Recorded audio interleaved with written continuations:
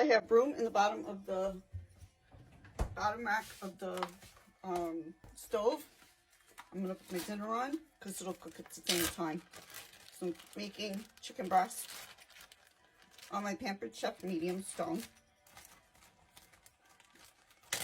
with my green beans that I separated the other day.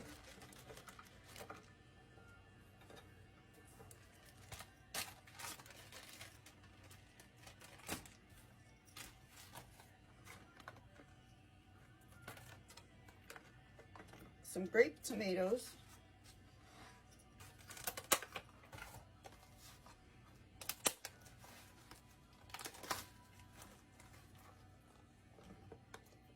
And some mushrooms.